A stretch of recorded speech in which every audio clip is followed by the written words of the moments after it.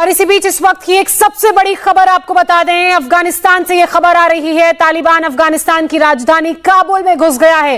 काबुल के सरकारी दफ्तरों में तालिबान घुस गया है। लगातार जिस तरीके से अफगानिस्तान से खबरें आ रही थी, ये कहा जा रहा था कि अब बहुत ज्यादा वक्त नहीं जब तालिबान काबुल में भी कब्जा करेगा। काबुल में सरकारी कर्मचारियों को घर भेजा जा रहा है क्योंकि काबुल की सीमा में तालिबान घुस चुका है। इसके अलावा जो 4 महत्वपूर्ण शहर हैं, चाहे आप हेरात की बात करें, यहां पर भी तालिबान का कब्जा है। और लगातार हम ये सुन रहे थे कि बहुत ज्यादा वक्त नहीं लगेगा तालिबान को काबुल में प्रवेश करने में। वहीं दूसरी तरफ यह भी बात सामने आई थी कि लगातार अफगानिस्तान सरकार की यह कोशिश है कि वो तालिबानियों से बात करें और एक फॉर्मूला तैयार करें जिस पर आराम से जो हालात हैं अफगानिस्तान के वो थोड़े शांत हो सके। लेकिन इसी बीच बड़ी खबर ये आ रही है कि तालिबान ने अफगानिस्तान की राजधानी काबुल में कब्जा कर लिया है। काबुल के सरकारी दफ्तरों में तालिबानी घुस चुके हैं और ऐसे में जो दफ्तर हैं वो खाली कराए जा रहे हैं। दफ्तर में मौजूद जो कर्मचारी हैं उन्हें घर भेजा जा रहा है। काबुल में इस वक्त जो माहौल है वो बहुत ही तनावपूर्ण है क्योंकि यहां पर गोलीबारी भी हो रही है। तो इस वक्त की बड़ी खबर अफगानिस्तान से आ रही है। अफगानिस्तान की राजधानी काबुल में अब तालिबानियों ने प्रवेश कर लिया है। वहां पर जो सरकारी दफ्तर हैं उन दफ्तरों के अंदर तालिबानी घुस चुके हैं और ऐसे में दफ्तरों को खाली कराया जा रहा है, कर्मचारियों को घर भेजा जा रहा है। हमारे डिफेंस एडिटर मनीष प्रसाद इस वक्त हमारे साथ जुड़ चुके हैं। मनीष, आप इन हालातों को ज्यादा बेहतर तरीके से हमें समझा सकते हैं क्योंकि आप खुद अफगानिस्तान में जो संघर्ष चल रहा है, जो स्थिति है वो देख कर आए हैं और आपने वहां से रिपोर्टिंग की है।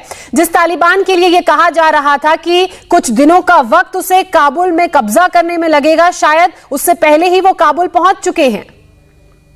देखिए, सबसे बड़ी बात यह है कि आसपास का पूरा एरिया, चाहे पगमान, लोगार, उसके अलावा हेरात, कांधार, मजार शरीफ, ये जो बड़े प्रोविंसेस हैं उसके ऊपर दबाव बनाने के बाद ठीक वैसे ही जैसा 96 में तालिबान ने किया था, वैसे ही उसी स्ट्रेटजी को अपनाते हुए पहले कस्टम एरियाज, उसके बाद बॉर्डर लाइन एरियाज, उसको आगे ले जाते हुए काबुल को चोक करने की रणनीति के साथ तालिबान आगे बढ़ा।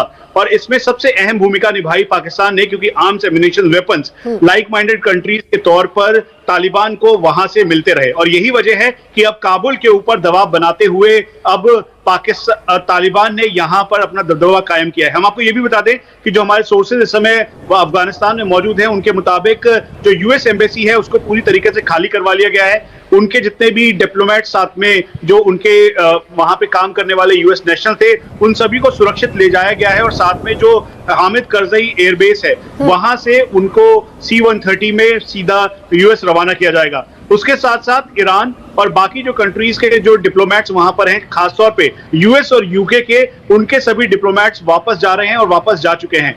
इंडिया का स्टैंड बिल्कुल क्लियर है कि इंडिया अफगानिस्तान के साथ बिल्कुल मित्र की तरह रहा है, इसीलिए इस समय इंडियन एम्बेसी जो काबुल में मौजूद है वो वहां पर इंटैक्ट है। लेकिन उसके बावजूद भी जिस तरह से अग्रेसिव ऑपरेशन लॉन्च करते हुए तालिबान आगे जा रहा है और जो अफगान फोर्सेस है वो पूरी तरीके से धराशायी दिख रही है। हम आपको ये भी बता दें ज्योत्सना की कोर किसी भी आर्मी बेस का सबसे इंपॉर्टेंट लोकेशन होती है और 217, 209 मतलब जो कुंडूज का कोर था वो फॉल डाउन हुआ। उसके बाद शाहीन कोर जो कि मजार शरीफ का था वो फॉल डाउन हुआ। जितने भी वहां के लोकल वॉरलॉर्ड से जो कह रहे थे कि तालिबान के खिलाफ खड़े होंगे, उन्होंने एक तरीके से सरेंडर मोड पे आ गया। तो इसीलिए इसे इंटरप्रेट ये भी किया जा रहा है कि हो सकता है कि पॉलिटिकल सेटलमेंट की जो बात की जा रही है, बैकडोर सारी चीजें, रणनीति बिल्कुल। मैं इसी पर आपसे सवाल भी पूछना चाह रही हूँ। ये जो पॉलिटिकल सेटलमेंट की बात आप कह रहे हैं, अब पीछे हम जब बात कर रहे थे तब भी आपने बोला था कि पीस टॉक को लेकर भी तालिबानी और अफगानिस्तानी सरकार के बीच चर्चा चल रही है। ऐसे में अब इन हालातों के बीच उस पीस टॉक का क्या? देखिए, पीस टॉक अभी भी जारी है क्योंकि उसकी अगुवाई डॉक्टर अब्दुल्ला कर रहे हैं जो कि पीस रिकंसिलिएशन कमेटी के चेयरपर्सन है। लेकिन इसका दूसरा पैमाना यह भी है कि तालिबान अफगान फोर्सेस के आमने सामने था और डॉक्टर अब्दुल्ला एक इंपॉर्टेंट रोल में थे जो कि ट्रांजिशन गवर्नमेंट की तरफ इशारा कर रहे थे। जब हमने डॉक्टर अब्दुल्ला से बात की थी, अतानूर साहब से बात की थी, उसके अलावा जो इस्माइल खान जो वॉरलॉर्ड हैं उनसे बात की, और उसके अलावा जो वहां डिफेंस मिनिस्टर और साथ में चीफ ऑफ जनरल स्टाफ थे उस दौरान उनसे बात की, तो एक बात समझ में आ रही थी कि ट्रांजिशन गवर्नमेंट की तरफ आगे बढ़ रहा है पूरा ये मामला। और खासतौर पर तालिबान का जो डोमिनेशन है वो बहुत ज्यादा इंक्रीज हो रहा है और यही वजह है कि मजार फॉल डाउन हुआ, उसके बाद हेरात, कांधार, लेगमा, फिर निंगरहार, उसके बाद हेलमंड, यही नहीं बल्कि गजनी और आसपास का पूरा एरिया। और ये स्ट्रेटेजिक तौर पे अगर आप देखेंगे तो ये कस्टम पॉइंट्स भी है, क्योंकि एक तरफ जहां उज्बेकिस्तान अफगानिस्तान का बॉर्डर लगता है, दूसरी तरफ ईरान के साथ अफगानिस्तान का बॉर्डर है और अफगानिस्तान के साथ जो पाकिस्तान का बॉर्डर है। दरअसल इसकी वजह से वनरेबिलिटी और बढ़ गई और यही वजह है